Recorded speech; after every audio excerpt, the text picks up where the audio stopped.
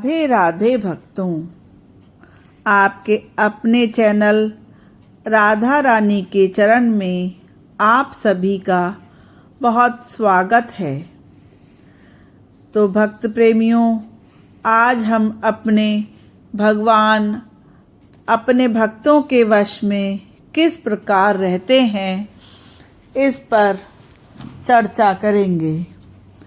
एक बार महर्षि नारद जी वैकुंठ की यात्रा पर जा रहे थे। रास्ते में मृत्यु लोक से गुजरते हुए उनको एक महिला मिली और नारद मुनि से बोली, मुनिवर, आप प्रायः भगवान श्री हरि विष्णु से मिलने जाते हैं, परंतु मेरे घर में कोई संतान नहीं है।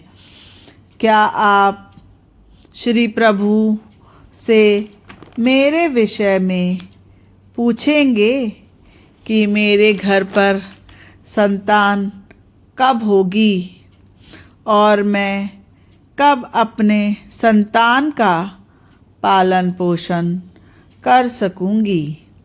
नारद जी ने कहा, ठीक है, पूछ लूँगा। इतना कहकर नारद जी नारायण नारायण का उद्घोष करते हुए अपनी यात्रा पर चल पड़े। वैकुंठ पहुंचकर श्री नारायण जी ने नारद जी का स्वागत किया और उनसे उनकी कुशल क्षेम पूछी।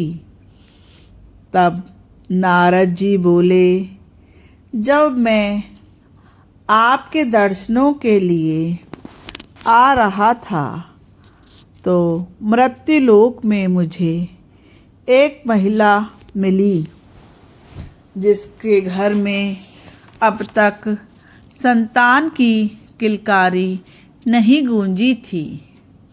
उसने मुझसे आपसे प्रश्न करने के लिए कहा है कि प्रभु, मेरे घर संतान कब होगी, कब मेरे सूने आंगन में किलकारियाँ गूंजेंगी? नारद जी बोले, इस पर प्रभु श्री हरि विष्णु ने उत्तर दिया कि तुम उस महिला को जाकर कह देना कि इस जन्म में तो उसके भाग्य में संतान सुख नहीं है। नारद जी जब वापस लौट रहे थे तो वही महिला नारद जी का बड़ी बेसब्री से इंतज़ार कर रही थी।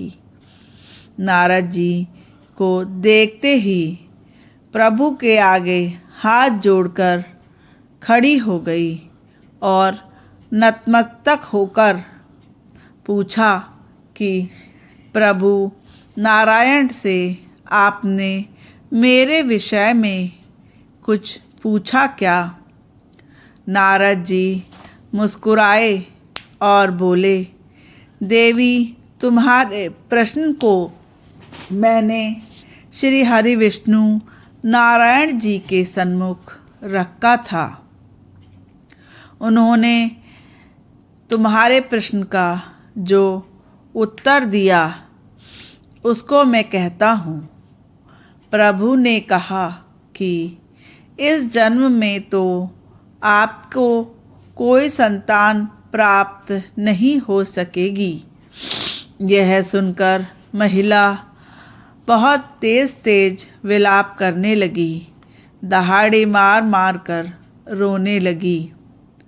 नारद जी भी वहाँ से चलते बने। कुछ समय बीत गया। गांव में एक बुजुर्ग संत मधुकरी के लिए आया करते थे और उन संत ने उसी महिला के घर के सामने खड़े होकर मधुकरी के लिए आवाज लगाई, भिक्षाम देहि माता। संत की आवाज़ सुनकर वह महिला मधुकरी के लिए भोजन ले आई। भोजन पाकर संत अति प्रसन्न हुए और उस महिला को पुत्रवती होने का आशीर्वाद दिया।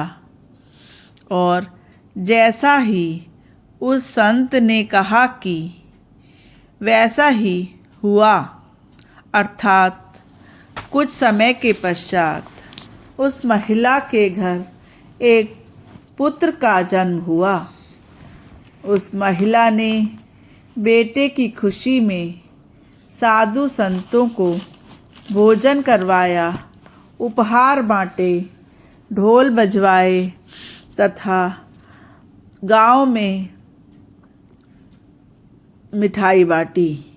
कुछ वर्षों के पश्चात नारद जी पुनः श्री नारायण के दर्शन करने के लिए जा रहे थे। मार्ग से गुजरे तो वही महिला दिखाई दी। नारद जी ने सोचा, चलो उस महिला का हाल चाल देखते हैं। नारद जी वहाँ से गुजर रहे थे, तब महिला कहने लगी, क्यों नारद जी, आप तो हर समय नारायण नारायण का जाप करते रहते हैं। आपकी जिह्वा पर तो हर समय प्रभु का नाम संकीर्तन रहता है। आपने तो कहा था कि मेरे घर में इस जन्म में संतान नहीं होगी।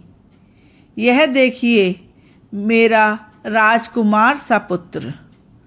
फिर उस महिला ने नारद जी को उस संत के बारे में बताया। नारद जी आश्चर्यचकित होकर उसके पुत्र को देखने लगे और उन्होंने पूछा, यह पुत्र रत्न की प्राप्ति आपको किस प्रकार हुई?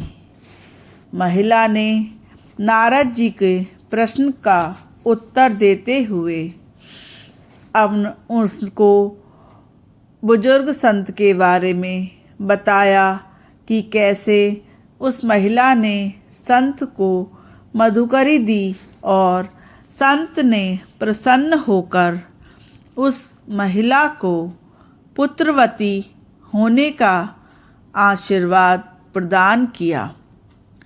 और संत की बात सच हुई।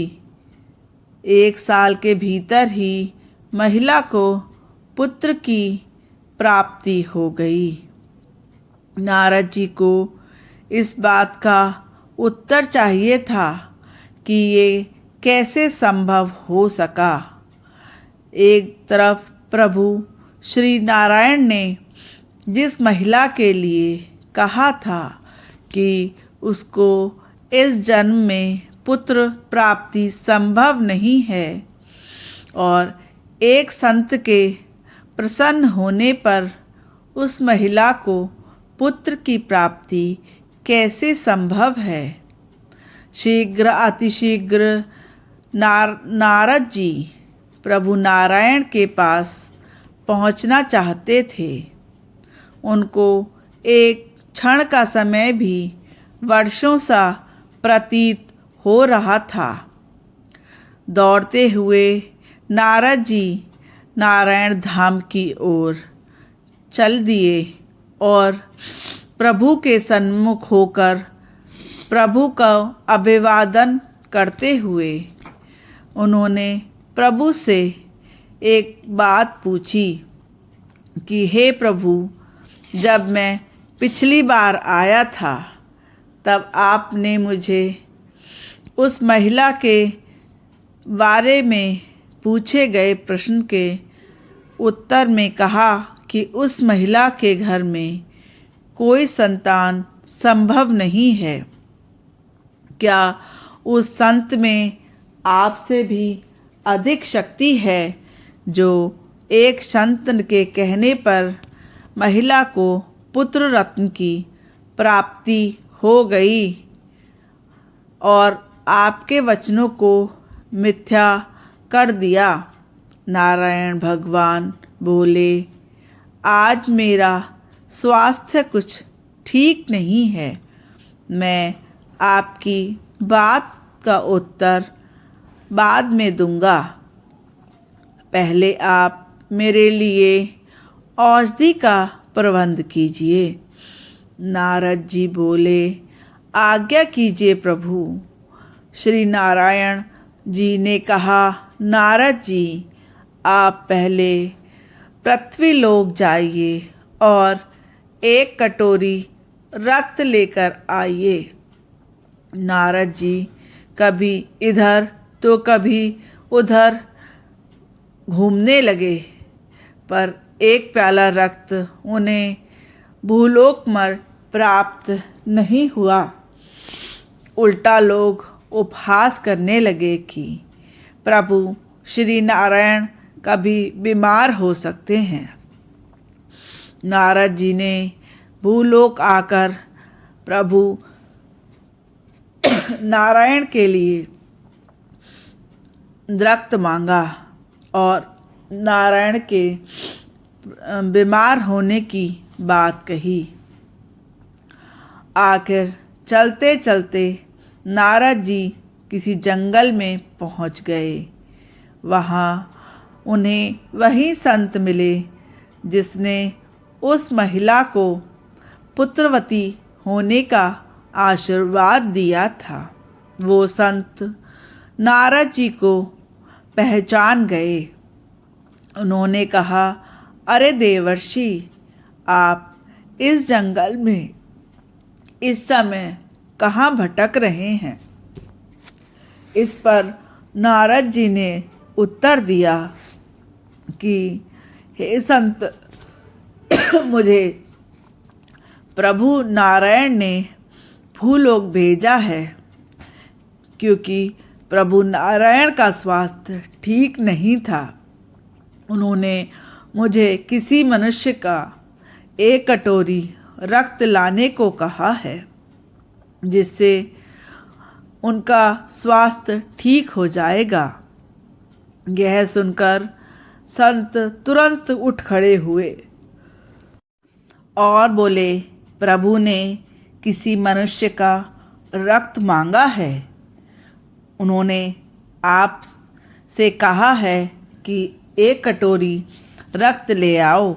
अगर आपके पास कोई छुरी या चाकू है तो आप मेरे शरीर का सभी रक्त प्रभु के कार्य के लिए ले जा सकते हैं। नारद जी ने कहा, वह तो मैं अपने साथ लेकर ही घूम रहा हूँ। तुरंत संत ने अपने शरीर को काटकर प्रभु के लिए एक प्याला रक्त दे दिया। नारद जी को यह रक्त लेकर तुरंत श्री नारायण के सन्मुख जाना था और उन्होंने संत को घोरी घोरी धन्यवाद देकर प्रस्थान किया और पवन की चाल से चलते हुए नारायण के लोक पहुंच गए और कहा, श्री हरि विष्णु, मैं आपके लिए औषधि ले आया हूँ। नारद जी ने कहा, यही आपके प्रश्न का उत्तर भी है। जिस संत ने मेरे लिए एक प्याला रक्त मांगने पर अपने शरीर से इतना रक्त दे भेजा कि मुझे उनका ऋणी बना दिया, जो मुझसे इतना प्रेम करता हो, क्या उस संत के आशीर्वाद देने पर मैं उस महिला को पुत्र नहीं दे सकता? सच्चे भक्त के प्रार्थना पर विधाता अपना विधान भी बदल देता है। हे देवर्षि नारद, उस बांझ महिला के लिए प्रार्थना आप भी तो कर सकते थे, परंतु आपने ऐसा नहीं किया। आप भी आशीर्वाद देकर उसको पुत्रवती बना सकते थे। आप भी उस महिला के निमित्त जाप हवन कर सकते थे और उसका पुण्य से महिला को पुत्रवती कर सकते थे। इसके विपरीत उस संत ने अपनी तपस्या का प्रताप से उस महिला को पुत्रवती कर दिया तथा अब मेरे औषधि के लिए रक्त देने के लिए उस संत ने कुछ पल भी विचार नहीं किया और अपने शरीर का अंग काटकर रक्त आपको दे दिया। तो हे प्रेमियों, मनुष्य का भाग केवल प्रारब्ध से निर्मित नहीं है, अपितु सत्कर्म और आशीर्वाद से भी प्रभावित होता है। आप अपना कर्म सुधार कर संसार में सबकी सेवा कर कर अपने भाग्य को बदल सकते हैं। अपना सुधार ही संसार की सबसे बड़ी सेवा है। हम बदलेंगे, युग बदलेगा। जय श्री राधे, जय श्री श्याम। आपको ये वीडियो कैसी लगी? अगर अच्छी लगी तो प्लीज़ इसे लाइक करिए तथा अगर आप चैनल पर नए हैं तो चैनल सब्सक्राइब करिए। जय श्री राधे। आपका दिन शुभ हो।